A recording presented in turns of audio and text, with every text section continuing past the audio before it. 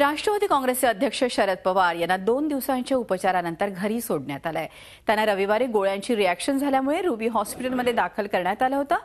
आज सकाळी 10:30च्या सुमारास त्यांना सोडण्यात आलेलं आहे। असं की त्यांनी सांगितलं की आठवड्यावर अजिबात जाऊ नका कुठे। आता प्रयत्न करतो, कारण एका जागी इतके दिवस बसायची सवय नाही, पण घेऊया काळजी यावेळेला। कारण फेब्रुवारीच्या पहिल्या तुम्ही मराठवाड्याच्या पण दौऱ्यावर जाणार आहात। बऱ्याच ठिकाणी जाणार आहे। पुढच्या 2 महिन्यात एक दिवस सुट्टी नाही आहे, पण ते आता ॲडजस्ट करणार।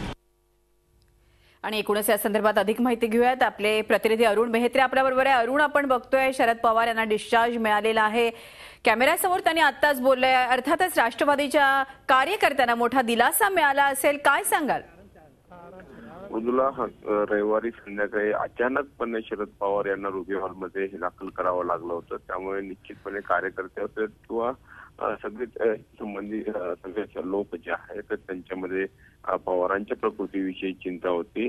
दरम्यानच्या काळात अनेक प्रकारच्या अफवा देखील पसरल्या होत्या। तर त्यामध्ये पवारांची प्रकृती उत्तम असल्याचं डॉक्टरांनी काल सांगितल्यानंतर खरंच दिलासा मिळाला आणि आज त्यांना डिस्चार्ज मिळालेला आहे। मात्र महत्वाची गोष्ट की डॉक्टरांनी त्यांना दगदग कमी करण्याचा सल्ला दिला आहे। गेले काही महिने जे आहेत शरद पवार स्वतः सर्वत्र फिरतायत। त्यांच्या 75 निमित्त कार्यक्रम त्यांचे सुरू आहे। किंबहुना आता मराठवाड्याचा दौराही त्यांना करायचा आहे आणि एकूण विश्रांतीची त्यांना आवश्यकता आहे। मात्र पवार जसं त्यांनी आता सांगितलं त्यानुसार त्यांच्या स्वभावानुसार त्यांना सतत लोकांमध्ये राहणं आणि कार्यमग्न राहणं ही त्यांची वृत्ती आहे।